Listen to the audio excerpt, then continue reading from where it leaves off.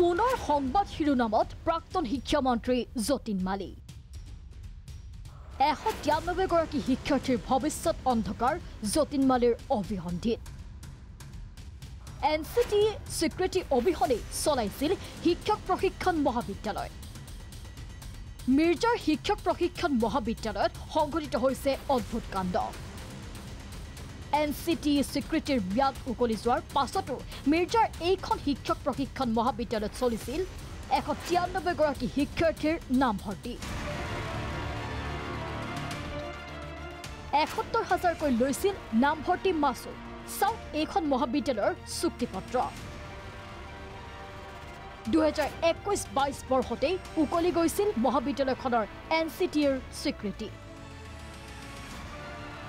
ইয়াৰ পাছতো প্ৰাক্তন শিক্ষামন্ত্ৰী যতীন মালীৰ সভাপতিত্বত পৰিচালিত হোৱা শিক্ষক প্ৰশিক্ষণ মহাবিদ্যালয়খনত নামভৰ্তি কৰোৱাৰ অভিযোগ শিক্ষাৰ্থীসকলৰ অভিযোগ মতে যতীন মালী আৰু কলেজ কৰ্তৃপক্ষই মিছা কথাৰে নামভৰ্তি কৰোৱালে শিক্ষাৰ্থী সেপ্টেম্বৰ মাহমানৰ পৰা যেতিয়াৰ পৰা আমি এডমিশ্যন ললো আমি গম পালো যে আমাৰ কলেজখনৰ এনচিটি ৰিকগনিশ্যন নাই তদুপৰি এনচিটি ৰিকগনিশ্যন নাই আৰু এনচিটিৰ যেতিয়া আমি মাইনটছখিনি পঢ়িলো তাত স্পষ্টকৈ কৈছে যে এখন কলেজে আৰু এডমিশ্যন ল'ব নালাগে আৰু যেতিয়া আমি এডমিশ্যন লৈছিলোঁ গুৱাহাটী ইউনিভাৰ্চিটিৰ এখন নটিফিকেশ্যন পাইছিলোঁ যে তাৰ ৰেজিষ্টাৰৰ চাইন আছিলে তাত কোৱা হৈছিল যে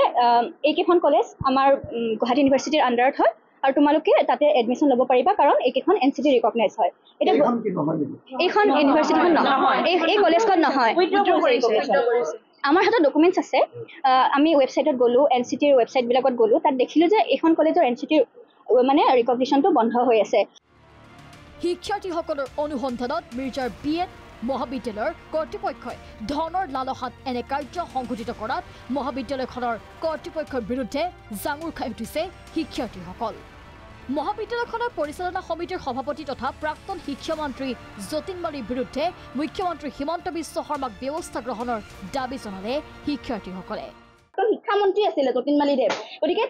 তেওঁ সভাপতি থকা অৱস্থাত এনেকুৱা শিক্ষানুষ্ঠানখনৰ এই অৱস্থা হ'ব লাগিছিল জানো ছাত্ৰ ছাত্ৰীৰ লগত এই অৱস্থা হ'ব লাগিছিল জানো ছাত্ৰ ছাত্ৰী এটা বছৰ এনেকৈ খৰচ যাবলগীয়া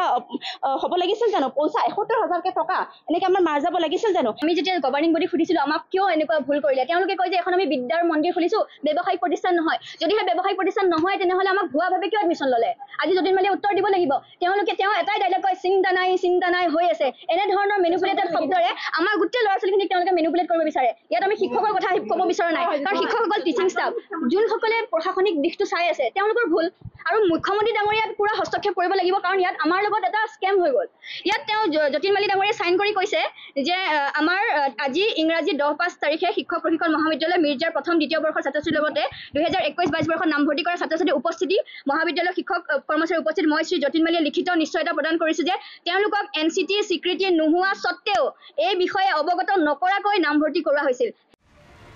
মিৰ্জাৰ বিএড কলেজৰ এইসকল শিক্ষাৰ্থীক ৰাজ্যৰ ব্যাকৰণ শিক্ষা বিভাগে কি ন্যায় প্ৰদান কৰে সেয়া লক্ষণীয় হ'ব ছয়গাঁৱৰ পৰা ৰূপম চৌধুৰীৰ সহযোগত news desk report Prag news